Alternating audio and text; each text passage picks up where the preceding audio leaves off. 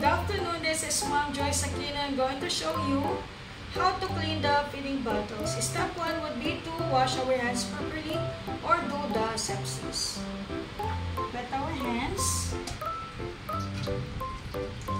Lather it with soap. Start from palm to palm rubbing in circular motion. Then palm over opposite dorsum with interlaced fingers. Palm to palm rubbing with fingers interlaced. Back of fingers with fingers interlocked.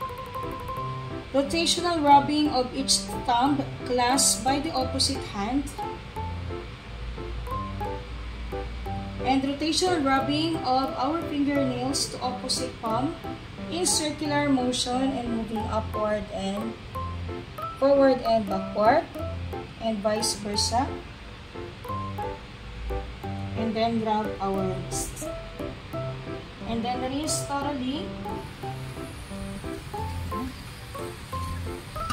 for 20 seconds from the fingertips to our wrist under running water.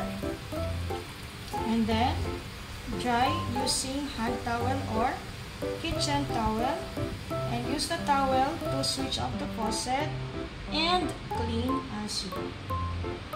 After asepsis, we're going to prepare and gather all needed supply, tools, and materials. So we have here 2 basins. The first one is diluted with antibacterial bottle and nipple cleanser. The other one is plain water for initial rinsing. We have hand soap for asepsis.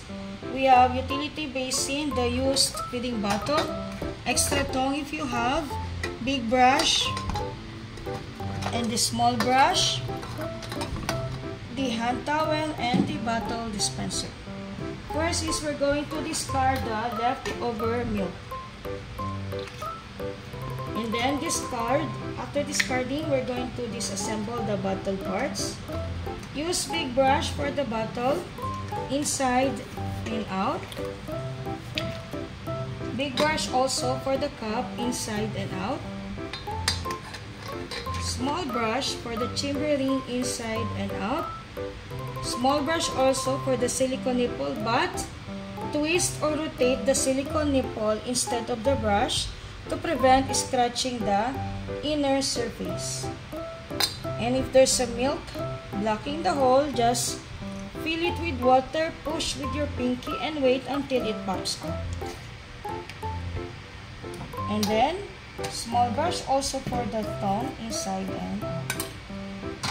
Rinse thoroughly. This is the initial rinsing, and final rinsing should be under running water.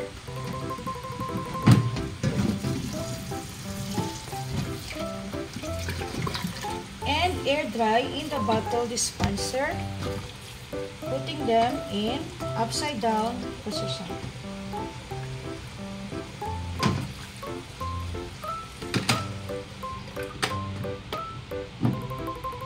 And clean as you go. Thanks for watching.